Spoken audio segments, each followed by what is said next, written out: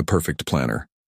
The cloying scent of fresh roses permeated the air of Fairy Tale Wedding's consultation room, as Olivia Morgan meticulously arranged photo albums on the mahogany table. Her assistant, Zoe, hurried in with a tray of cucumber water and petit fours, the standard offering for prospective clients seeking the most sought-after wedding planning service in Boston. "They're here," Zoe whispered, her eyes wide. "The Westbrooks. All of them." Olivia nodded calmly, though her pulse quickened slightly. The Westbrook wedding would be the social event of the year. Tech billionaire Dominic Westbrook's younger sister, Penelope, marrying into the Bennett family, old money merging with new innovation. Landing this contract would cement Fairy Tale Wedding's reputation at the highest echelon of society. "Remember," Olivia said, adjusting her cream silk blouse, "they're just people celebrating love." "Like all our clients," Zoe snorted. "People with $100 million net worth and connections to half the Fortune 500. At 32, Olivia had built her reputation on creating unforgettable weddings that reflected each couple's unique love story. Her attention to detail was legendary, her designs breathtaking, and her discretion absolute. But what truly set her apart was her ability to navigate family dynamics with diplomatic grace, a skill that would be tested to its limits with the Westbrooks. The consultation room door opened to reveal a petite blonde woman whose infectious smile immediately brightened the room. Penelope Westbrook was everything Olivia had expected, enthusiastic, warm, and vibrant in a floral sundress that probably cost more than Olivia's monthly rent.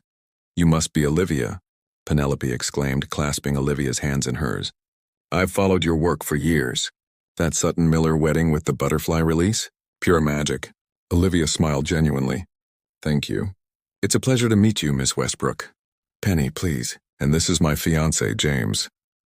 James Bennett stepped forward, his handshake firm and friendly. With his prep school polish and easy charm, he seemed the perfect match for Penelope's exuberance.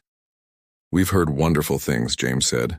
"Penny's been dreaming of working with you since we got engaged." Olivia had just begun leading them to the seating area when a deep voice from the doorway sent a sudden chill through the room. "Let's not get ahead of ourselves. We're still in the consultation phase." Dominic Westbrook entered like a thundercloud on a sunny day. At 38, he cut an imposing figure, tall and broad-shouldered in a perfectly tailored charcoal suit that emphasized his athletic frame. His dark hair was cropped short, and his jawline could have been carved from granite. But it was his eyes, piercing blue and analytical, that commanded attention, assessing everything with clinical precision. Unlike his sister, Dominic didn't offer his hand or a smile. "Ms. Morgan, your portfolio is impressive, but I have concerns about your ability to handle an event of this magnitude and sensitivity." Olivia maintained her professional smile despite the implied slight. "Mr. Westbrook, Fairy Tale Weddings has coordinated events for royal families and heads of state.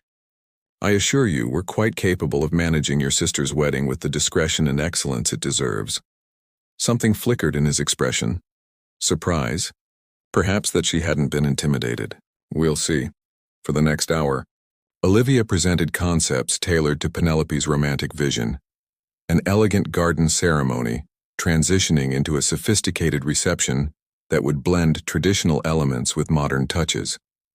Penelope and James enthusiastically embraced each idea, while Dominic interjected with practical questions about security, privacy, and budget. As if the last concern mattered to a man whose net worth exceeded some countries' GDPs. "The floral arrangements you're suggesting will wilt in June. Heat," he pointed out during one particularly nitpicky exchange. "That's why we've selected heat-resistant blooms and will implement a micro-misting system hidden within the arrangements," Olivia countered smoothly. "Invisible to guests but effective at maintaining freshness throughout the event." Dominic raised an eyebrow, clearly not expecting such a thorough response. Before he could find another flaw, his phone rang. With a curt nod to the room, he stepped outside to take the call. Penelope released an audible sigh. "I'm so sorry about Dom. He's been like this since our parents died, overprotective and skeptical of everyone's motives." "It's understandable," Olivia assured her, though privately she found his attitude grating. "He wants the best for you." "He's the best brother in the world," Penelope said with fierce loyalty. "He raised me after the accident.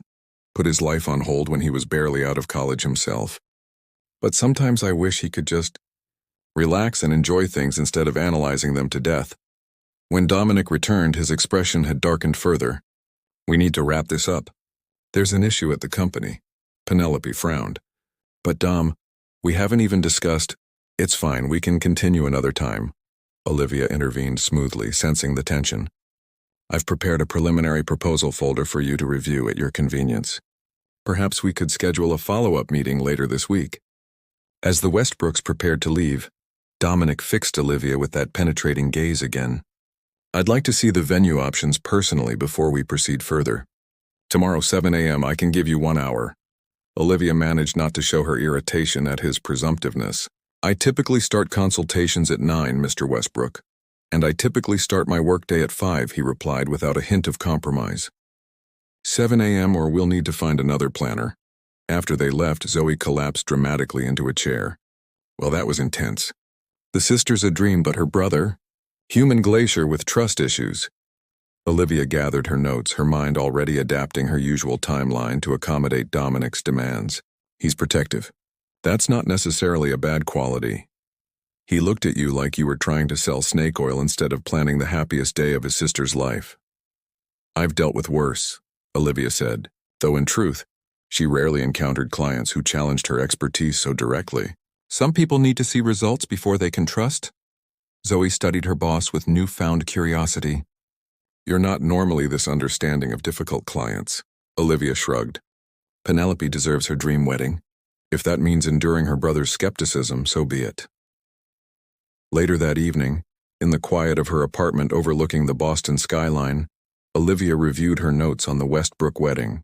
Her living space reflected her aesthetic, elegant but practical, with mementos from memorable weddings she'd planned displayed alongside family photos.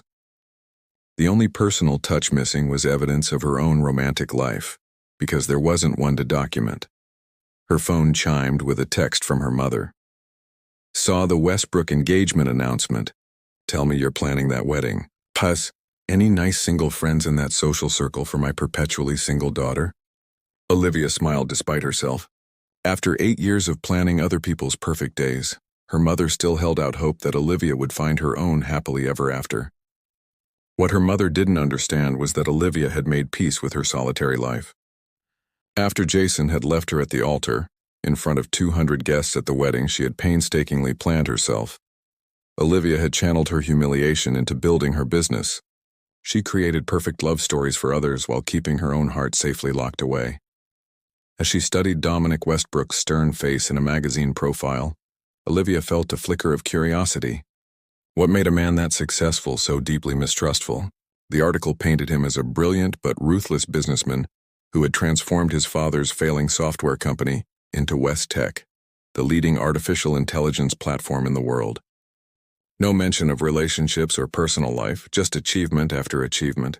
Well, Mr. Westbrook, she murmured to the photograph, you may not believe in fairy tales, but I'm still going to create one for your sister.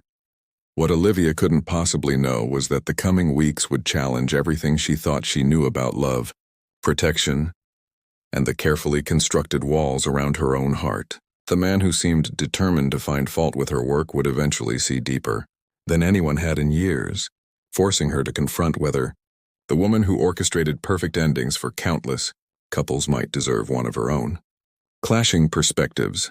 The morning dew still clung to the grass as Olivia arrived at the first venue, a historic estate with sprawling gardens and a glass conservatory.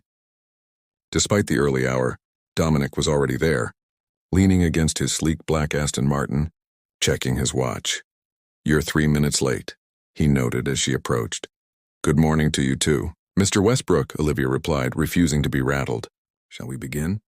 As they toured the property, their fundamental differences became apparent. Where Olivia saw romantic potential in the vine-covered pergola, Dominic saw structural concerns. When she described fairy lights transforming the garden at dusk, he questioned the electrical capacity. Do you always focus on what might go wrong? She finally asked. He studied her with those penetrating blue eyes. Someone has to. My sister sees the world through rose-colored glasses. And you see it through a microscope, Olivia countered. There's room for both vision and practicality. Something shifted in his expression. Not quite respect, but acknowledgement. Show me how. Over the following weeks, they settled into a unexpected connection disaster struck 6 weeks before the wedding. The venue's main building caught fire during renovations, leaving them without a location for the reception. Every suitable alternative will be booked, Dominic said grimly when Olivia called with the news. Not necessarily. Meet me at this address in 30 minutes, she replied, already formulating a plan. They met at a secluded waterfront estate owned by one of Olivia's former clients. The property wasn't publicly available, but Olivia had maintained relationships with grateful couples over the years. Dominic surveyed the spectacular setting with genuine surprise. How did you secure this on such short notice? Not everyone operates purely on business transactions, Mr. Westbrook. Some connections are built on trust and goodwill.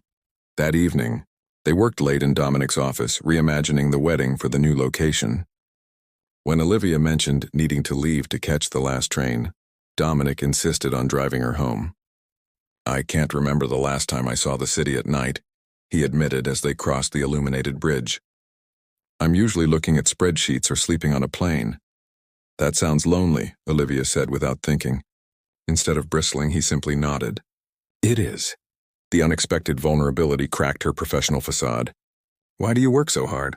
You've already achieved more than most people do in a lifetime. Dominic was quiet for so long she thought he wouldn't answer. When our parents died, Penny was just 13. I promised them, and her, that I'd make sure she never wanted for anything. He glanced at Olivia. What about you? Why weddings? Olivia rarely shared her story, but something about the darkness of the car and his earlier honesty prompted her to answer truthfully. She told him about Jason, about being left at the altar, about channeling her humiliation into her business.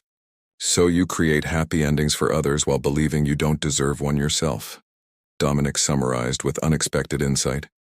And you sacrifice your happiness for your sisters while pretending you don't need your own, she countered. They shared a look of mutual recognition, two people who understood sacrifice and protective walls all too well. Hearts at risk as the wedding approached, the lines between professional and personal blurred. Dominic began seeking Olivia's input on matters unrelated to the wedding. She found herself lingering after meetings, their conversations extending beyond floral arrangements and seating charts. During a final walkthrough of the venue, a summer storm trapped them in the boathouse. With thunder crashing outside, Dominic revealed more about his parents' death, about raising Penny while building the company, about the weight of responsibility that never lifted. Olivia listened, then gently touched his hand. You've carried so much alone. So have you, he replied, his fingers intertwining with hers. The electricity between them had nothing to do with the lightning outside. When Dominic leaned closer, Olivia didn't pull away. Their kiss was tentative at first, then deepened with unexpected hunger. Reality crashed back when Olivia's phone rang. Zoe calling about a delivery issue. The spell broken, Olivia stepped back, suddenly terrified by her own vulnerability. That shouldn't have happened, she said quickly. I don't mix business with pleasure.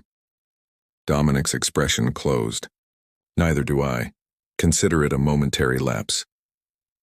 The following day, Olivia arrived early at Dominic's office to discuss final details. Outside his door, she overheard him speaking with his business partner. Marriage? Don't be ridiculous, Richard. I've seen enough to know all relationships are temporary. Some just take longer to expire than others. His words cut deeper than they should have. Olivia had known his views. He'd never hidden his cynicism about love. Yet after their kiss, after the connection she thought they'd shared, his dismissal felt like a betrayal. When he emerged from his office, Olivia was the consummate professional again, her walls firmly rebuilt. If Dominic noticed the change, he didn't comment. Everything's on track for Saturday, she reported coolly. He studied her face, searching for something he couldn't name. Olivia, about yesterday. A momentary lapse, she echoed his words. Let's focus on giving Penny her perfect day. Rewriting their story. Penelope and James's wedding day dawned perfect, sunny with a gentle breeze, as if nature itself approved of the union. Olivia moved through the organized chaos with practiced efficiency. Her interaction with Dominic limited to necessary communications. The ceremony was flawless. Penelope radiated joy as she walked down the aisle on her brother's arm.